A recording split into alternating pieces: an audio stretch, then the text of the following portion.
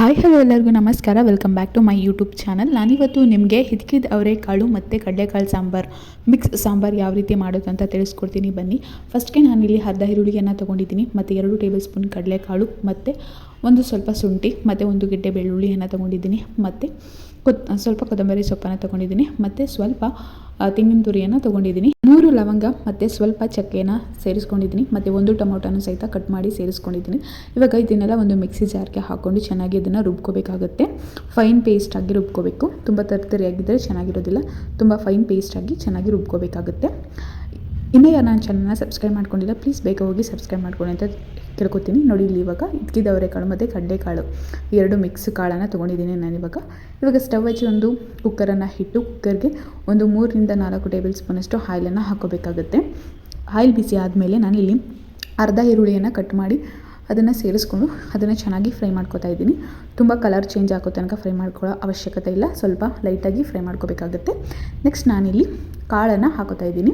ಕಾಳನ್ನು ಸೇರಿಸ್ಕೊಂಡು ಅದನ್ನು ಸಹಿತ ಚೆನ್ನಾಗಿ ಮಿಕ್ಸ್ ಮಾಡಿ ಫ್ರೈ ಮಾಡ್ಕೋಬೇಕಾಗುತ್ತೆ. ಒಂದು ಮೀಡಿಯಂ ಫ್ಲೇಮಲ್ಲಿ ಇಟ್ಕೊಂಡು ಒಂದು 2 ಮಿನಿಟ್ಸ್ ಚೆನ್ನಾಗಿ ಫ್ರೈ ಮಾಡ್ಕೊಳ್ಳಿ. ಅದಕ್ಕೆ ಸ್ವಲ್ಪ ಅರಿಶಿನ ಪೌಡರನ್ನು ಸೇರಿಸ್ಕೊಂಡು ಫ್ರೈ ಮಾಡ್ಕೋಬೇಕಾಗುತ್ತೆ.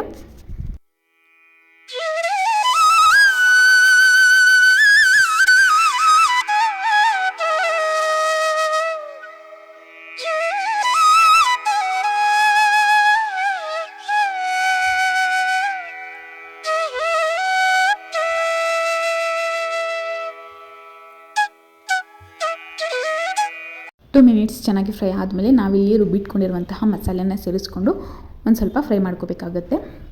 ಇವಾಗ ನೀವು ಲೋ ಫ್ಲೇಮಲ್ಲಿ ಇಟ್ಕೊಂಡು ಫ್ರೈ ಮಾಡ್ಕೊಳ್ಳಿ. ನೆಕ್ಸ್ಟ್ ನಾನು ಸ್ವಲ್ಪ ನೀರನ್ನು ಸೇರಿಸ್ಕೊತಾ ಇದ್ದೀನಿ. ಅದು ಜಾರನ್ನು ಎಕ್ಸೆಸ್ ಆಫ್ ಮಸಾಲ ಇರುತ್ತಲ್ಲ ಅದನ್ನೆಲ್ಲ ಸೇರಿಸ್ಕೊತಾ ಇದ್ದೀನಿ. ನಾನಿಲ್ಲಿ 1 ಚಮಚ ನೀರನ್ನು ಹಾಕ್ತಾಯಿದ್ದೀನಿ. ಇದರಿಂದ ನಾವು ಒಂದು 3 to 4 ಮೆಂಬರ್ಸ್ ಆರಾಮ್ಸೆ ಊಟ ಮಾಡ್ಬೋದು ಈ ಸಾಂಬಾರಲ್ಲಿ. ನಾನು ಅದಕ್ಕೋಸ್ಕರ 1 ಚಮಚ ನೀರನ್ನು ಸೇರಿಸ್ಕೊಂಡಿದ್ದೀನಿ.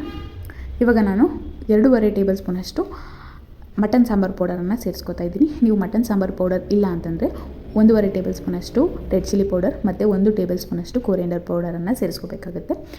ಸೇರಿಸ್ಕೊಂಡು ಚೆನ್ನಾಗಿ ಮಿಕ್ಸ್ ಮಾಡಿ ರುಚಿಗೆ ತಕ್ಕಷ್ಟು ಉಪ್ಪನ್ನು ಸೇರಿಸ್ಕೊಂಡು ಚೆನ್ನಾಗಿ ಮಿಕ್ಸ್ ಮಾಡ್ಕೋಬೇಕಾಗುತ್ತೆ. ಅದು ಸ್ವಲ್ಪ ಕುದಿಯೋ ಹಂತಕ್ಕೆ ಬಂದಾಗ ನಾವು ಲಿಡ್ಡನ್ನು ಕ್ಲೋಸ್ ಮಾಡಿ ನಾವು 3 to 4 ವಿಸಿಲನ್ನು ಹೊಡೆಸ್ಕೋಬೇಕಾಗುತ್ತೆ. ನಾನಿಲ್ಲಿ 4 ವಿಸಿಲನ್ನು ಹೊಡೆಸ್ಕೊಂಡಿದ್ದೀನಿ, ಯಾಕಂದರೆ ಕಡಲೆಕಾಳು ಬೇಯಬೇಕು, ಅದಕ್ಕೋಸ್ಕರ 4 ವಿಸಿಲನ್ನು ಹೊಡೆಸ್ಕೊಂಡಿದ್ದೀನಿ. ನೋಡಿ ಇವಾಗ ಹೇರ್ ರಿಲೀಸ್ ಆದಮೇಲೆ ನಾನಿಲ್ಲಿ ಲಿಡನ್ನು ಓಪನ್ ಮಾಡ್ತಾಯಿದ್ದೀನಿ. ಕಡಲೆಕಾಳು ಮತ್ತು ಇದಕ್ಕಿದ ಅವರೆಕಾಳು ಸಾಂಬಾರು ತುಂಬ ಟೇಸ್ಟಿಯಾಗಿ ಬಂದಿದೆ.